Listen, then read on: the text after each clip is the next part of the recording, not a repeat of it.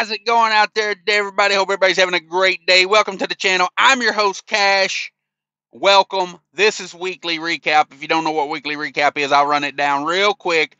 I'm going to go over a week, 7 days or less of operating a semi-truck in the United States. I'm leased to a refrigerated carrier, and I do not talk about said carrier. They are 80-20 split. I get 80 of the load. They get 20. They provide a trailer. I pay for the fuel that goes in that trailer, and that's pretty much our agreement. I like to go Minnesota out and back, come home, enjoy the fruits of my labor, and then rinse and repeat and do that several times a year until I got enough money to where I don't have to work for the rest of the year.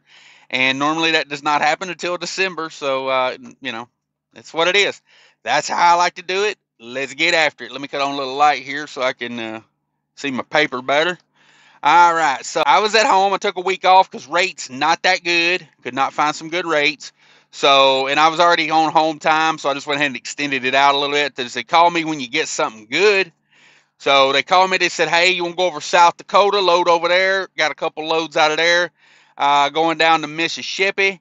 And I said, yeah, it sounds all right. So that load, I had 212 deadhead miles on that thing. I had 1,250 loaded miles on that thing, and that's 1,462 total miles, 42,000 pounds, negative 10 degrees. That load paid $4,000, and I got $300 in layover on that. We'll talk about that more in a minute.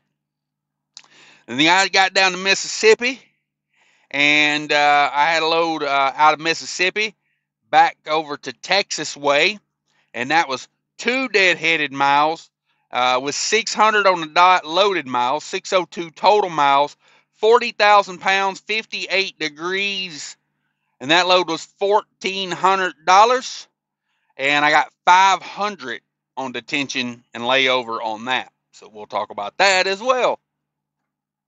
So that was the week. Just those 2 loads. That was a 6-day week.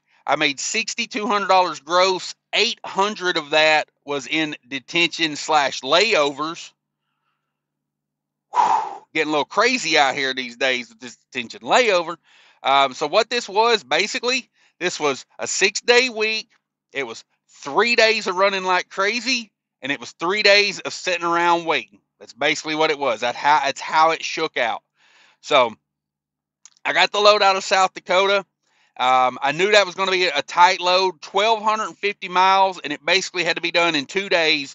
So I left the house the night before, went over to South Dakota, slept on the street in front of the shipper, got up, checked in with a full clock, and then proceeded to sit there for 14 to 15 hours. Yeah, so much for being diligent and getting there and doing my job like I should. So I get there, I get loaded, I get on the road, I'm chugging along, and I got to be there by the place I'm going to. I've unloaded so many times and loaded there. I don't know, I've probably been to that facility 30 times in the past 4 or 5 years. A lot, maybe not that many, maybe 20. I know them, they know me, we whatever. We talk. So I was going down. They said, be there by 4 p.m. on Friday. Okay. Well, they took like 15 hours almost. By the time I got hooked back to the trailer and ready to go, pre-tripped out, it was 15 hours after my appointment time. Well, it's delivering on a Friday afternoon, so I don't want to get stuck with a frozen food load over the weekend. So I busted. Soon as they load me, boom, I run 650 miles. Yeah. Got not way ahead, got ahead on the load a little bit. Get to Memphis the next morning, drive down into Memphis, roads closed. 55 bridge is closed and 240 is closed. Somebody's rolled a tanker over down there in the middle of 240. 2-hour delay right there. So now I'm stressing it. Now I'm feeling the pressure because my GPS says I'm going to arrive 3 minutes before 4 o'clock. And I still got to stop and get fuel. So, yeah. So, I do that thing where, I turn my fuel stop into my 30-minute break. I took those 2 days, I took like the 30-minute breaks, and then like, some little 2, 3, 5-minute breaks here and there just to run into a rest area, use the bathroom, and get back on the road. Like, I was that guy you see at the rest area running into the rest area, and not because I'm about to, have an accident, because I got to go. So, I grabbed a Diablo and Doc, and I was on my way. It was a heck of a run. Get through the delay in Memphis, stop, get my fuel. I made up a little bit of time because I had my GPS set to 65 miles per hour. So, if I run 70, I gain a little time as I go. So I gained back the fuel stop, get down there to Jackson, and get off to 49 to turn in, going down to Gulfport. And I mean, it's like tornado watches the whole nine. Like, couldn't catch a break that day. I told my mom, I said, I'm not going to ask for a break because it'd probably be my dang leg at this point. You know what I mean? There ain't no breaks. I don't need no breaks. I'm just going to do this. So I called a broker. I call everybody. I'm like, hey, I'm going to be there right at 4 o'clock. Is that going to be okay? Because, I don't want it to be one of those things where it's like, oh, no, we closed the door at 4 o'clock. You should have been here at 3:30 or 4, 3, an hour earlier. Nobody gets back to me on it, nothing. I've never delivered on a Friday afternoon there. Every time I've delivered there, it's always been early in the morning. So I pull into the yard. I pull into their facility at 4 o'clock on the dot. I go up. I give the guy the paperwork. I said, "Yeah, I'm like a little bit late here, maybe a couple minutes." And he was like, "What are you talking about?" I was like, "Well, they told me to be here by 4 o'clock." And he was laughing. He's like, no. He's like, I don't know who told you that, but we didn't tell nobody that. He's like, you see all those trucks parked up and down the road. He's like, they're all for here. And I was like, what? Because this is literally like a 2 or 3 dock facility. I get there, there's like 25 trucks there, 30 trucks maybe. He's like, and I was hauling a meat load in. He goes, no, there's 3 meat loads in front of you, and I still got to load outbounds, And I'm like, oh, Lord. So, yeah, bust my butt to get there by 4 o'clock, get unloaded at 10:30 that night, of which I already had a reload down the road. Made me late for that. Get over there, the reload to Texas. The guy says, don't worry about it. That load's not even here yet. Your load won't be here till in the morning. Okay. Okay. That was my week. I mean, that's what it was. And then get the load to Texas loaded late on Saturday, like Saturday morning. Broker calls, screw Monday morning. They say, can you be there Sunday morning? I'm like, I just got loaded. I'm 600 miles out. And I was like, I will try. I said, I'll be there. They might have to wake me up. I might be sleeping on the street, or, it might, if they let me in the facility, I'll park in there somewhere. But get there, park in the facility. Nobody's there the next morning. Nobody's there at 8 o'clock, 9 o'clock. Nobody shows up. Called a broker about 9 o'clock. Broker says, yeah, they're not coming into work today. It's Sunday. Why did you ask me to be here on Sunday? And then the broker got smart in an email and said, because I was requesting detention or layover pay. And, I said, hey, $500 seems fair to me. Not only did I get delayed on the pickup was 16 hours late. Getting loaded was 16 hours late. Now you're going to kill a day on the unload, because I already had a reload out of Laredo, and I needed to start heading that way Sunday, but instead I had to wait till Monday morning. One little chain. It's like dominoes in trucking. That one little domino falls, and it just, for a week, everything's off kilter. So, but anyway, I talked about all that just to explain the detention and where all that detention came from. So I got 300 detention on that first one for the load, and then I got 500 detention on the second one because of a layover on the beginning of the load, and then a layover on the end of the load, which I'm not that concerned about because it turned a $1,400 load into a $1,900 load. Now, given I had to turn the wick up and run 70 where I normally wouldn't run 70, so that caused a little bit of a stress and use more fuel. But ultimately, you know, I'm not mad at it per se because it kind of balanced out the week a little bit.